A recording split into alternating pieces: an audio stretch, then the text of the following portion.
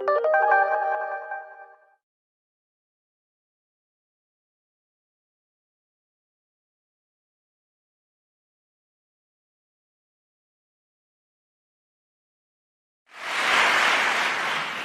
afternoon, everyone. I'm Anne Marie Slaughter. I'm the Dean of the Woodrow Wilson School. I have the enormous pleasure of welcoming Secretary General Annan here for a major address in his final year and almost final month of his time as Secretary General.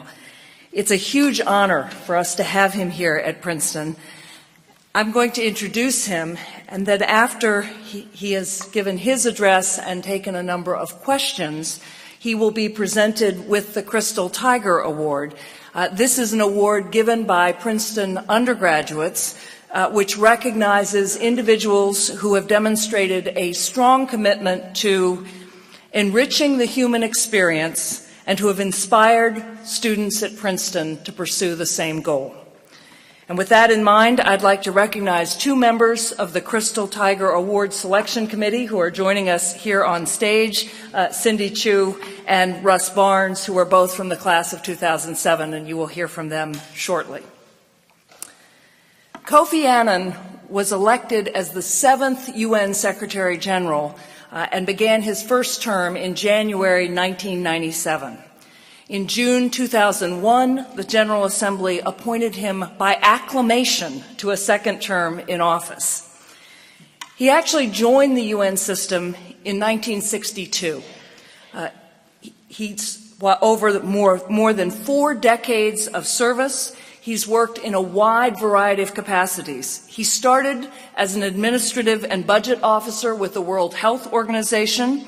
He then served in the 1990s as an Assistant Secretary General for peacekeeping operations and then as Undersecretary General. As a scholar of international relations, I am truly struck when I look over the arc of Secretary General Annan's career by the extraordinary range of issues and crises that he has had to contend with. Not only from the traditional or more traditional threats to international peace and security, but also the global HIV/AIDS pandemic, the tsunami in Southeast Asia, the risks of nuclear proliferation and the increase in those risks, and then, of course, the seemingly constant list of wars between states and increasingly within them.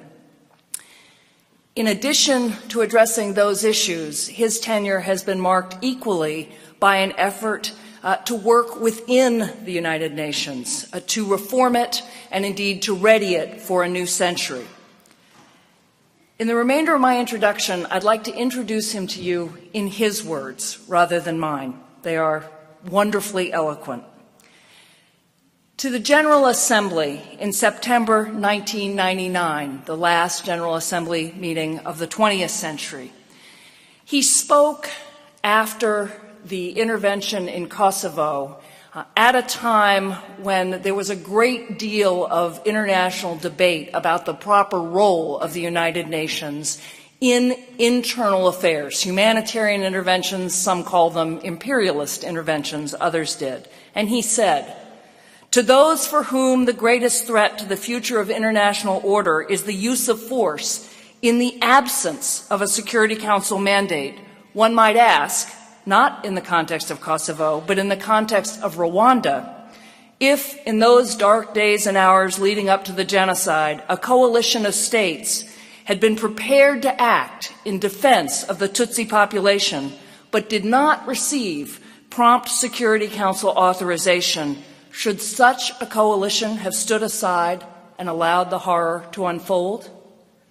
To those for whom Kosovo heralded a new era when states and groups of states can take military action outside the established mechanisms for enforcing international law, one might ask, is there not a danger of such interventions undermining the imperfect yet resilient security system created after the Second World War, and of setting dangerous precedents for future interventions without clear criterion to decide who might invoke these precedents and in what circumstances?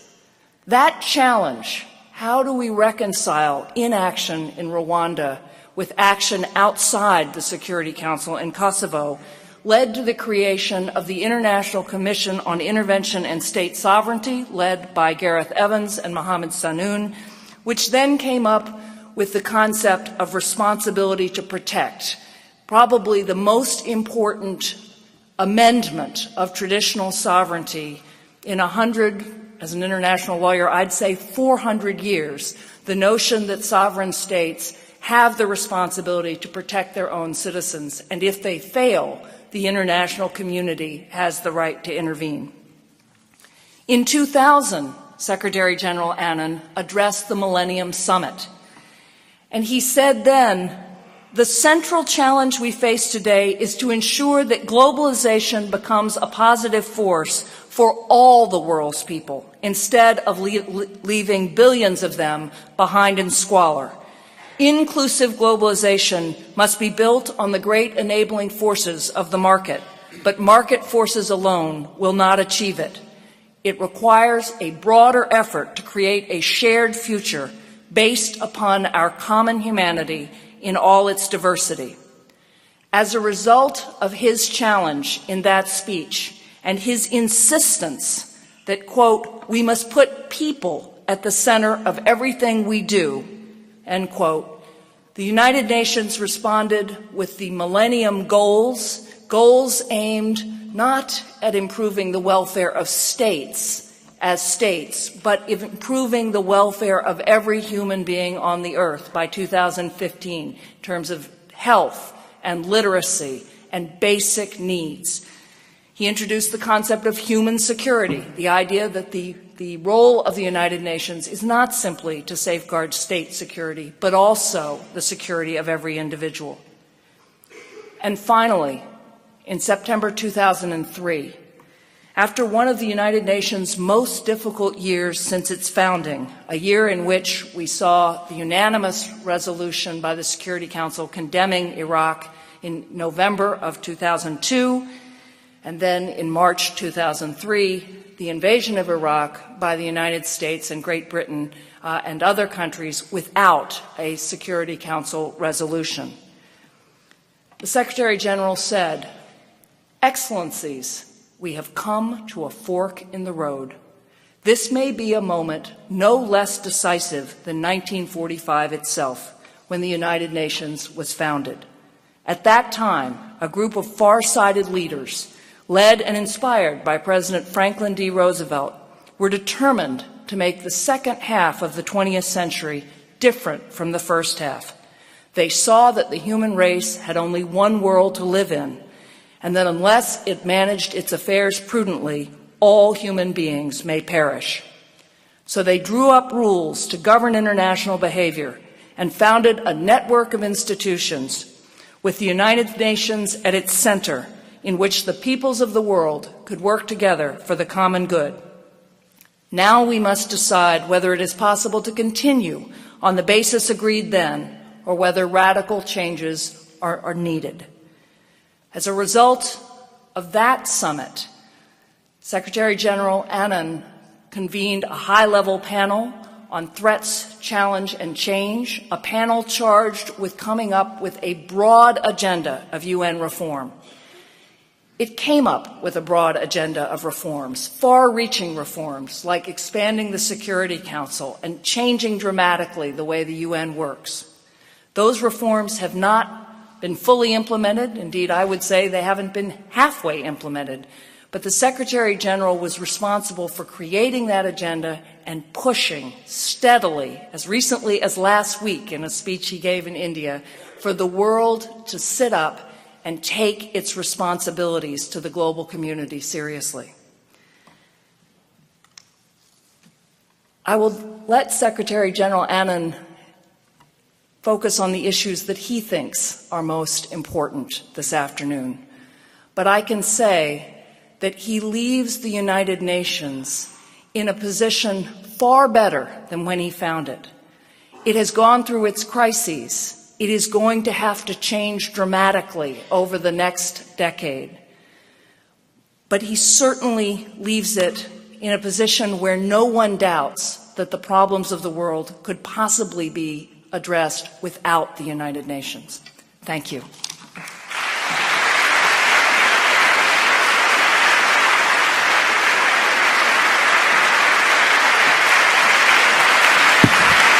Thank you. Thank you very much. Thank you very much. Thank you. Thank you very much, Professor Slaughter, for that very kind introduction. And I did promise you I will come before my term ends, and here I am, keeping my word.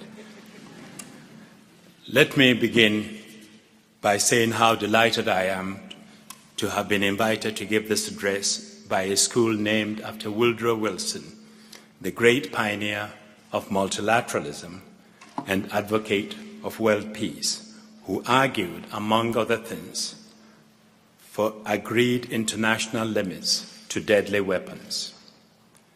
Princeton is indissolubly linked with the memory of Albert Einstein and many other great scientists who played a role in making this country the first nuclear power. That makes it especially appropriate setting for my address this evening, because my main theme is the danger of nuclear weapons and the urgent need to confront that danger by preventing proliferation and promoting disarmament both at once.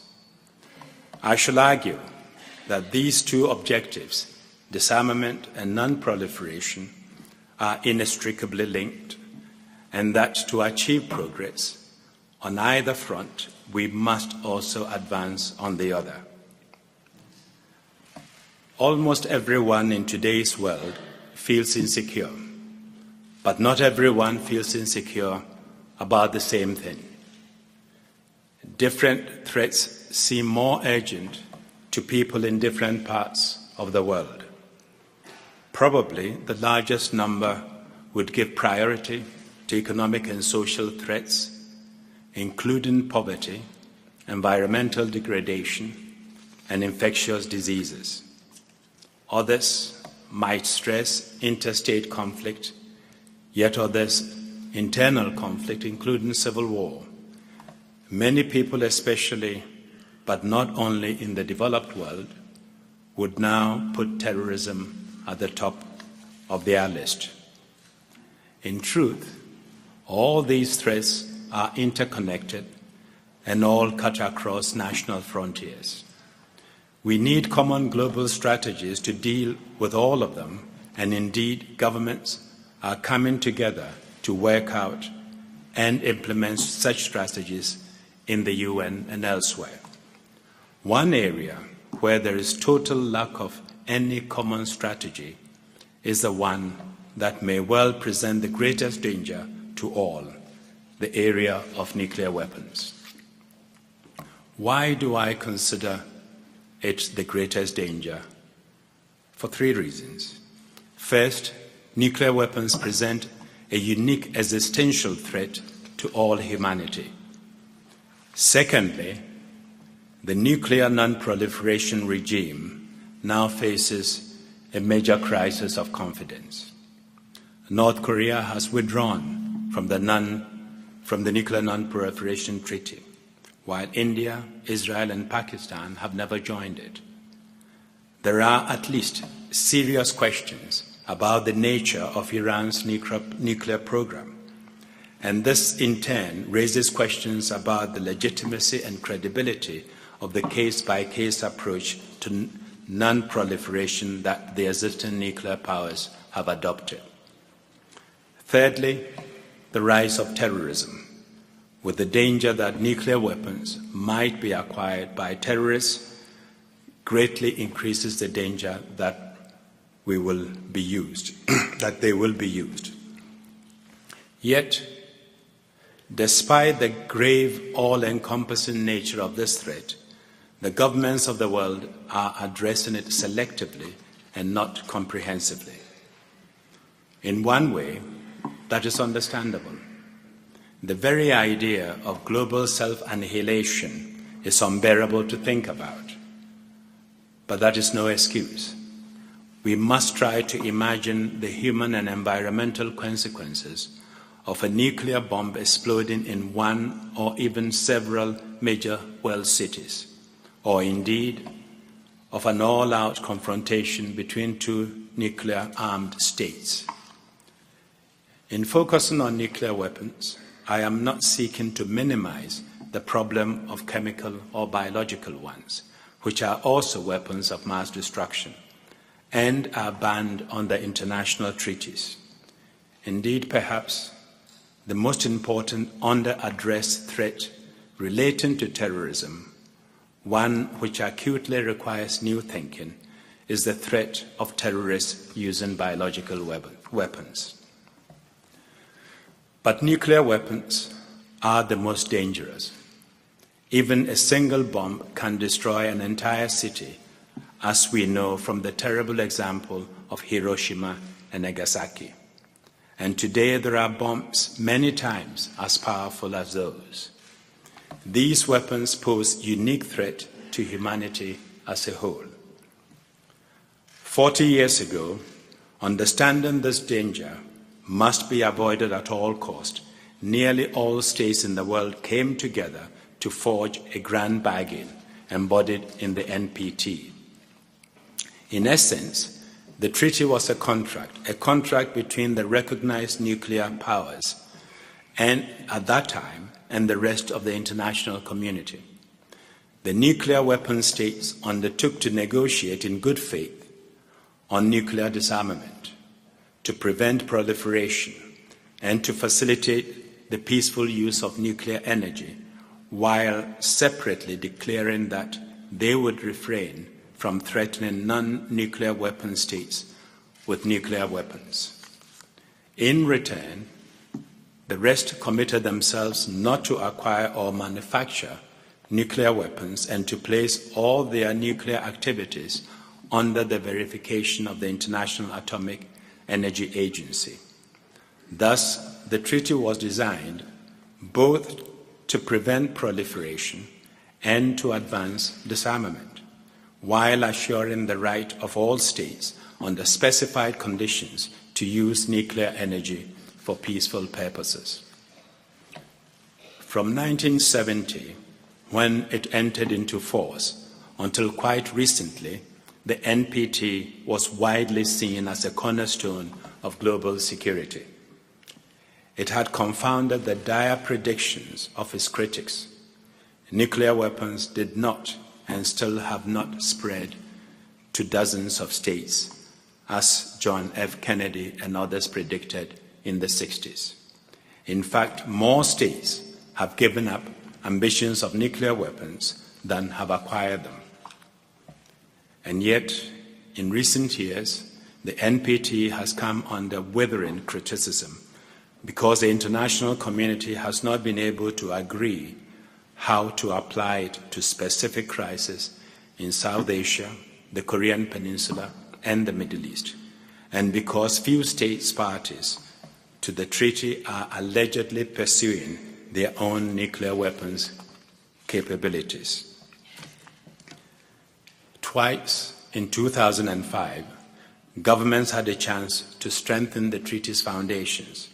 First, at the review conference in May, then at the World Summit in September.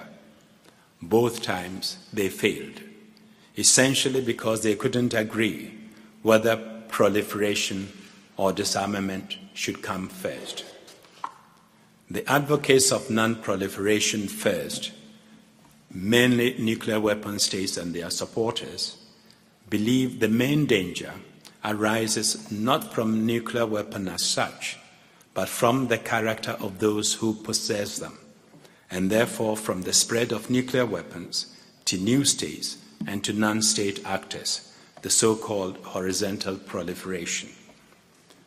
The nuclear weapon states say they have carried out significant disarmament since the end of the Cold War, but their responsibility for international peace and security requires them to maintain a nuclear deterrent. Disarmament first advocates, on the other hand, say that the world is most imperiled by the existing nuclear arsenals and their continual improvement, which we call the vertical proliferation. Many non-nuclear states accuse the nuclear weapon states of retreating from commitments they made in 1995 when the NPT was extended indefinitely and reiterated as recently as the year 2000. For these countries, the NPT's grand bargain has become a swindle. They note that the UN Security Council has often described the proliferation of weapons of mass destruction as a threat to international peace and security, but has never declared that nuclear weapons in and of themselves are such a threat. They see no serious movement towards nuclear disarmament and claim that the lack of such movement presages permanent apartheid between nuclear haves and have-nots. Both sides in this debate feel that the existence of 4 additional states with nuclear weapons outside the NPT serves only to sharpen their argument. The debate echoes a much older argument. Are weapons a cause or symptom of conflict? I believe both debates are sterile, counterproductive, and based on false dichotomies. Arms build-ups can give rise to threats leading to conflict, and political conflicts can motivate the acquisition of arms. Efforts are needed both to reduce arms and to reduce conflict. Likewise, efforts are needed to achieve both disarmament and non-proliferation. Yet, each side waits for the other to move first. The result is that mutually assured destruction has been replaced by mutually assured paralysis. This sends a terrible signal of disunity and waning respect for the treaty's authority. It creates a vacuum that can be exploited. I said earlier this year that we are sleepwalking towards a disaster. In truth, it is worse than that. We are asleep at the controls of a fast-moving aircraft. Unless we wake up and take control, the outcome is all too predictable. An aircraft, of course, can remain airborne only if both wings are in working order. We cannot choose between non-proliferation and disarmament. We must tackle both tasks with the urgency they demand. Allow me to offer my thoughts to each side in turn. To those who insist on disarmament first, I say this: proliferation is not a threat only or even mainly to those who already have nuclear weapons. The more fingers there are on nuclear triggers, and the more those fingers belong to leaders of unstable states, or even worse, non-state actors, the greater the threat to all humankind. Lack of progress on disarmament is no excuse for not addressing the dangers of proliferation. No state should imagine that by pushing ahead with nuclear weapon program, it can pose as a defender of the NPT, still less that it will persuade others to disarm. I know that some influential states, which themselves have scrupulously respected the treaty, feel strongly that the nuclear weapon states have not lived up to their disarmament obligations. But they must be careful not to let their resentment put them on the side of the proliferators. They should state clearly that acquiring prohibited weapons never serves the cause of their elimination. Proliferation only makes disarmament even harder to achieve.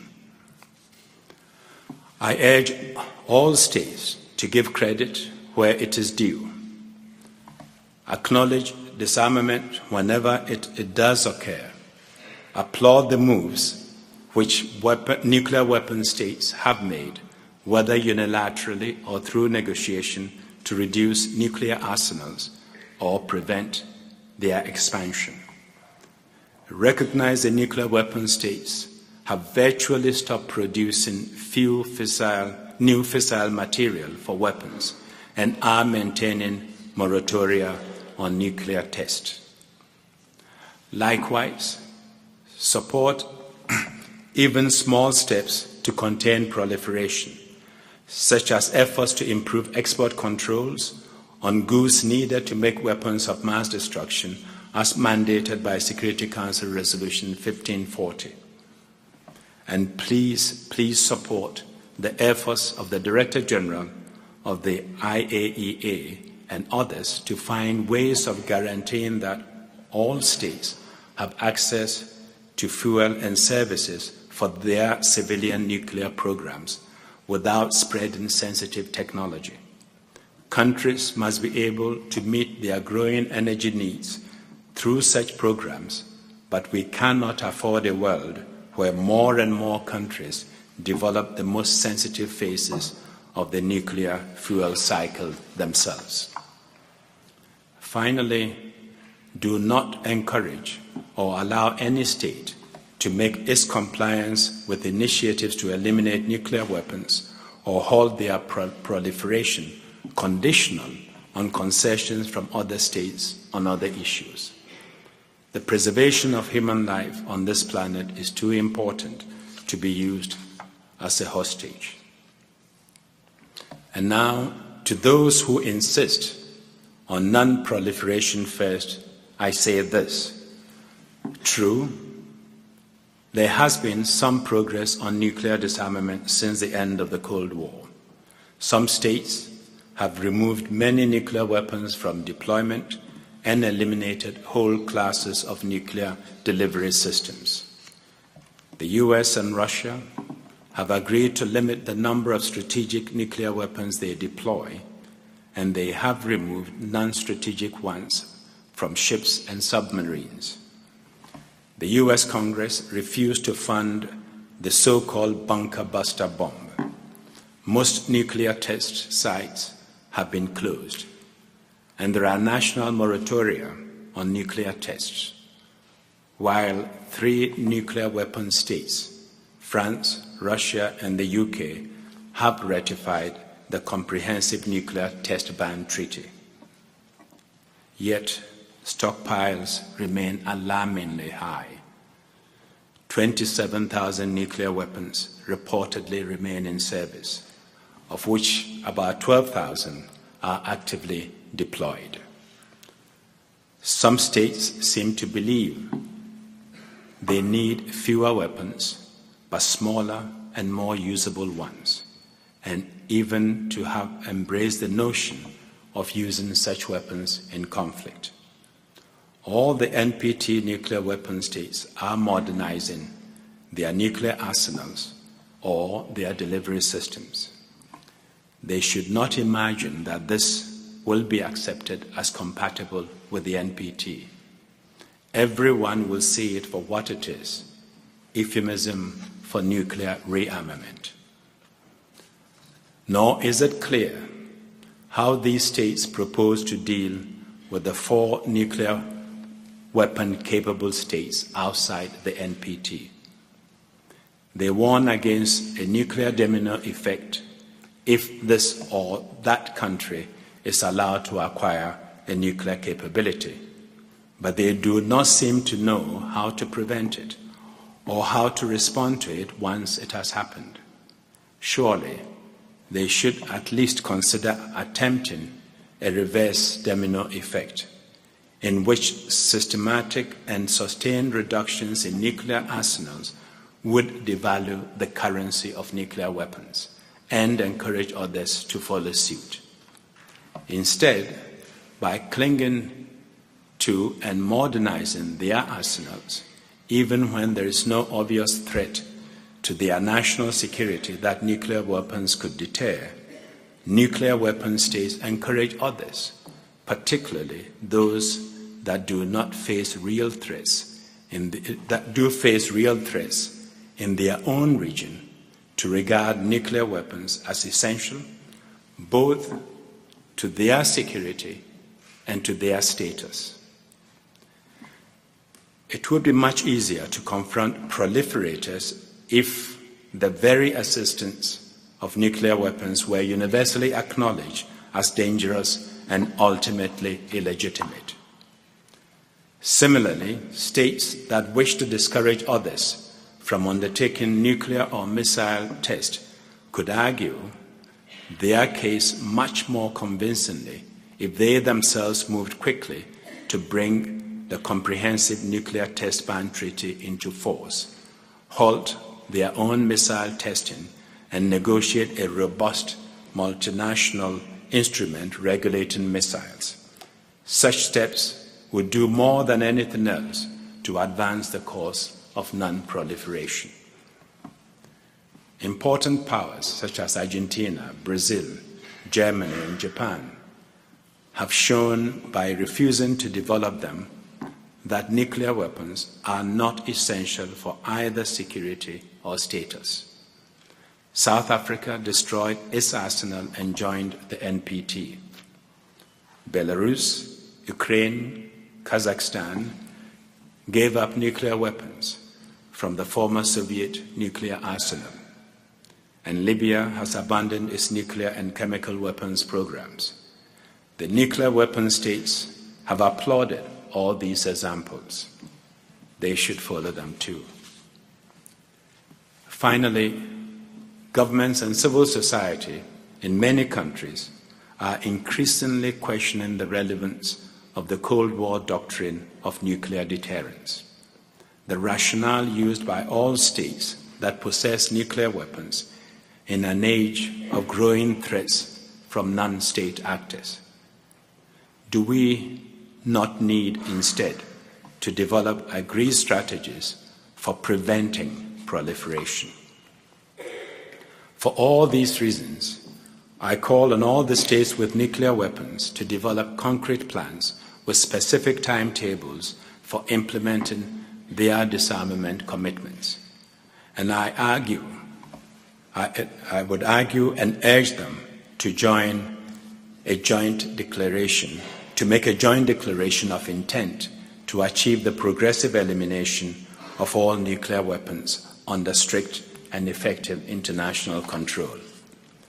In short, my friends, the only way forward is to make progress on both fronts: non-proliferation and disarmament at once. And we will not achieve this unless at the same time we deal effectively with the threat of terrorism, as well as the threats, both real and rhetorical, which drive particular states or regimes to seek security, however misguidedly, by developing or acquiring nuclear weapons. It is a complex and daunting task, which calls for leadership, for the establishment of trust, for dialogue and negotiation. But first of all, we need a renewed debate which must be inclusive, must respect the norms of international negotiations, and must reaffirm the multilateral approach, Woodrow Wilson's approach, firmly grounded in international institutions, treaties, rules, and norms of appropriate behavior. Let me conclude by appealing to young people everywhere, since there are so many of you in this room, and I'm really happy to see so many young people here today. My dear young friends, you are already admirably engaged in the struggle for global development, for human rights, and for the protection of the environment. Please bring your energy and imagination to this debate. Help us to seize control of the rogue aircraft on which humanity has embarked and bring it safely to landing before it is too late. Thank you very much. I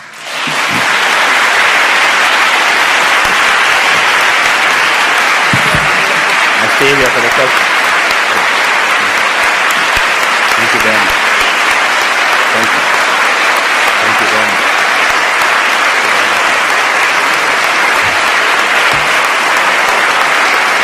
Thank you very much. Thank you. Thank you very much. Yeah, it's amazing. You pulled it off. You got a margin. Yeah. Thank you.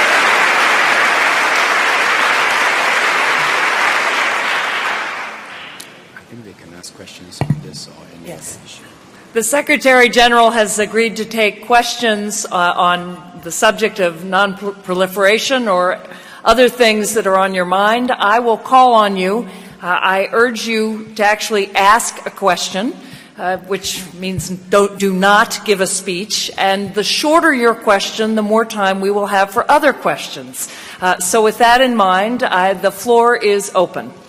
There in the front row. Well, wait a minute. The microphone, I think, is coming your way. Okay. Thank you. So should a country agree to completely disarm their nuclear stockpile, what would they do with fissile materials? Would they use it in like a nuclear power plant? Like, how would they go about handling those materials once they're taken out of the missiles? I think one thing I have indicated that we should be able to have a central fuel mechanism which will be supplied to countries who want to use nuclear power for energy. And if they do have that facility, the countries will not have any incentive to try and develop their own mechanism. And of course, it would also dissuade others who would want to go in that direction. And so a central system will have to be set up. Thank you. Floor is open. There, on the side. Thank you. Does the United States have a unique responsibility in non-proliferation? The United States has a powerful and leadership role in the world. And as I indicated, the United States and the Soviet Union started this disarmament process. And I think if they continue that effort and show the lead, others will follow. And it will dissuade others not to get nuclear weapons in the first place, only to have to disarm. Trying to look. There in the center, in the back. And wait for the microphone, please. Yes.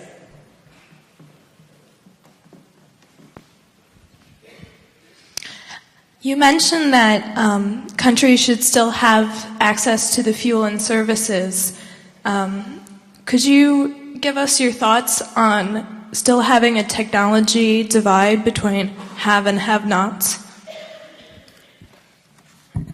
I think if you do have a central system for a fuel, and we are open to sharing nuclear technology for peaceful uses, the countries that need those need nuclear energy to drive their economy and others should have access to the technology and the fuel.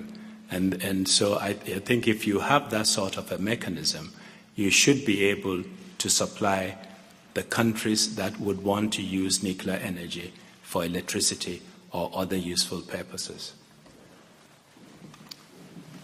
There in the center.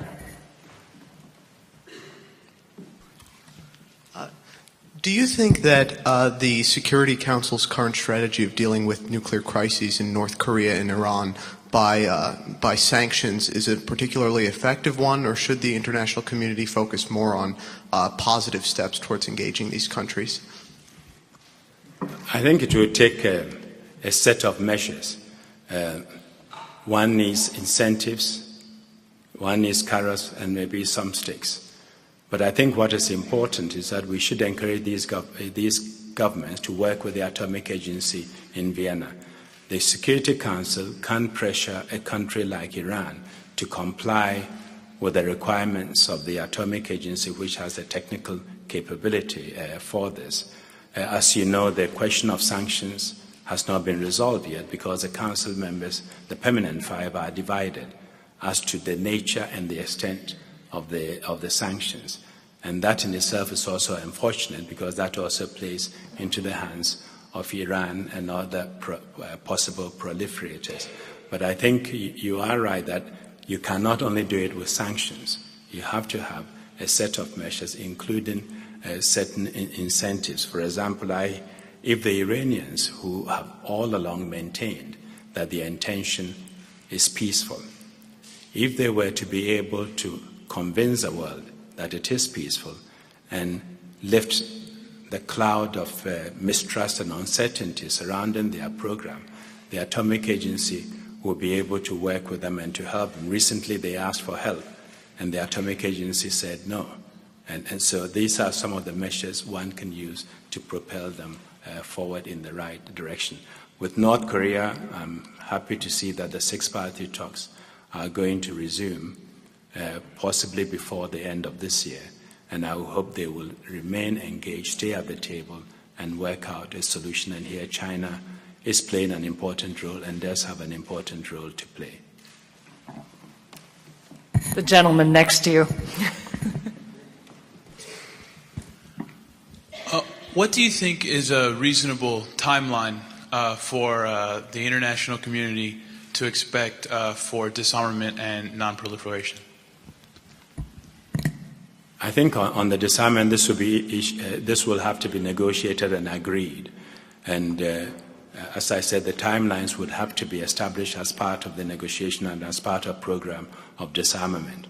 On the non-proliferation, I think it should begin today. It should begin today, and we should discourage governments from producing more nuclear weapons. But as I said, we should have the technology available to give them or sell it to them, and we should also have the fuel for them if they need it. They're up in the back in the blue sweater. Secretary Annan, what advice would you give to seniors graduating from Princeton to get involved in non-proliferation or disarmament? I see you're going to be a very good global citizen. But let me say that to be a good global citizen, you have to start at the local level, in your community, in your college, and get involved. Work with others to raise awareness. Work with others to let them know that you do not support nuclear proliferation, and that disarmament and non-proliferation should go hand in hand, and begin to talk to your neighbors and get the word around. And maybe someday some of you might end up working with the Atomic Agency in Vienna or some other agency doing this important work. Thank you. They're over on the left.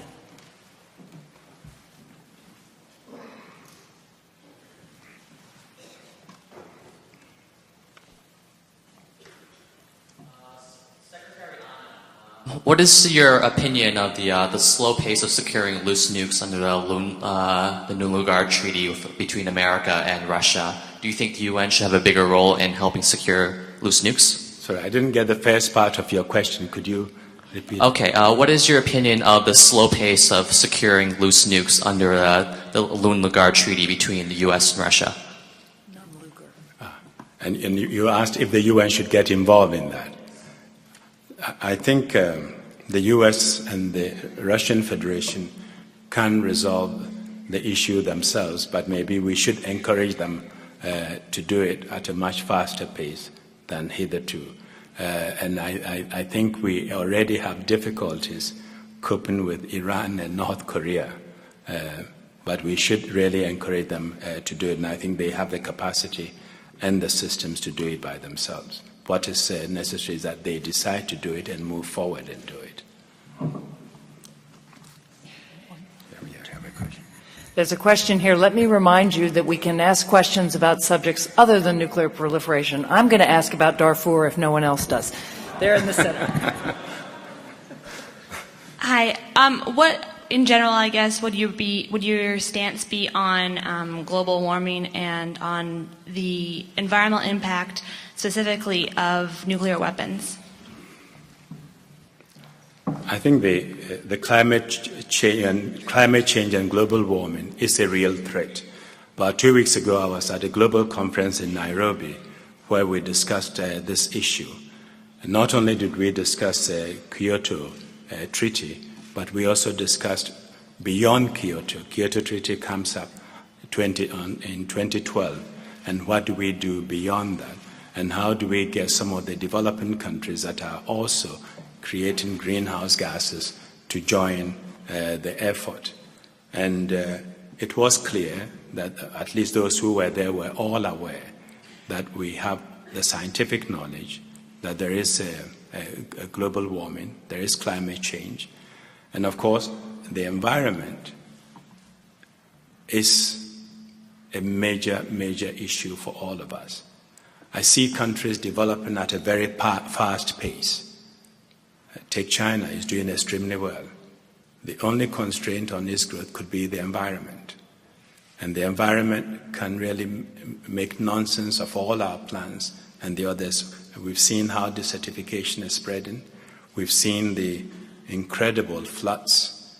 In fact, when we were in Kenya attending this conference, the northeast and the coastal area, which has seen drought for several years, got completely flooded. And in fact, the delegates almost used it as an example of what they are worried about. And of course, if you compound that by releasing a nuclear weapon or something, then we really have a problem on our hands. Not only should we try and reduce emissions, but we should also avoid getting into an accident with a nuclear weapon. My goodness. Final question there on the side.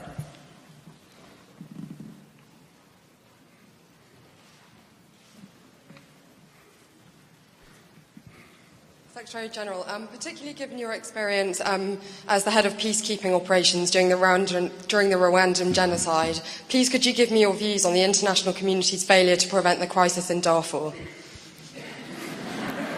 I admit I planted it.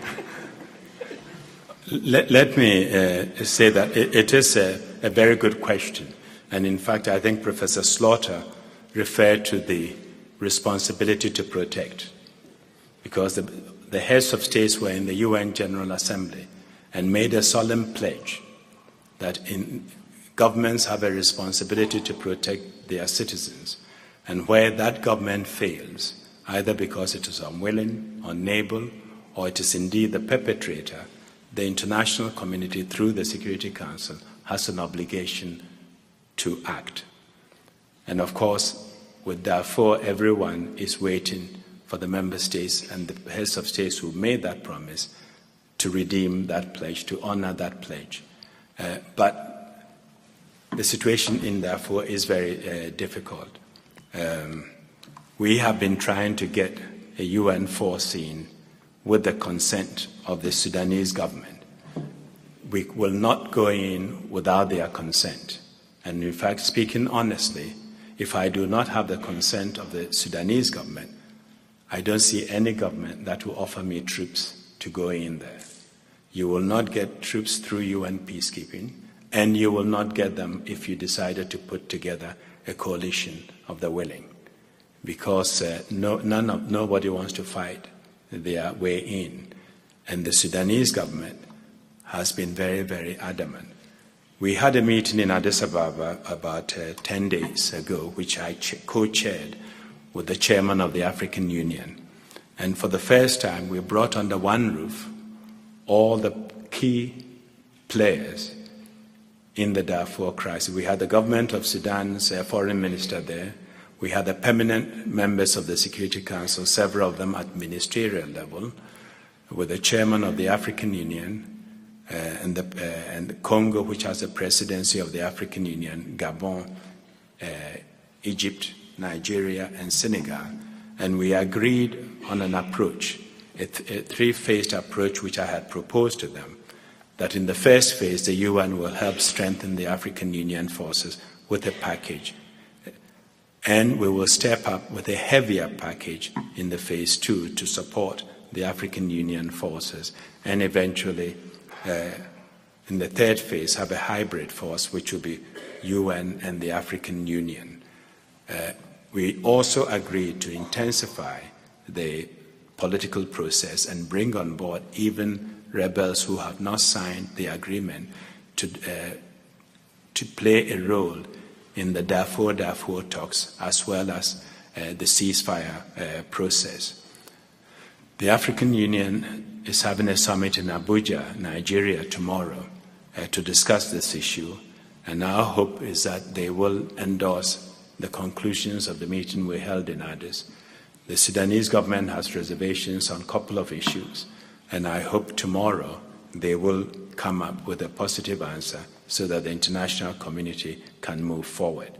We need to get in a credible force that will create a secure environment that will allow us to get help to the internally displaced, that will allow us to monitor effectively the ceasefire, and for us to continue the Darfur talks amongst the people on the ground.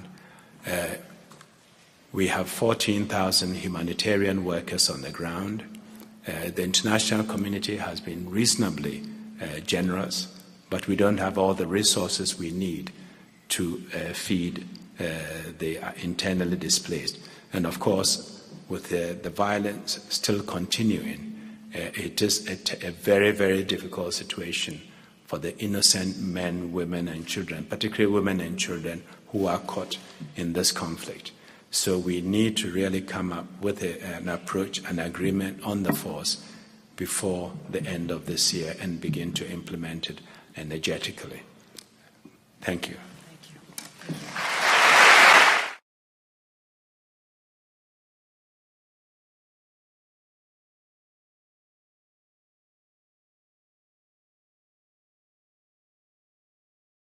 you.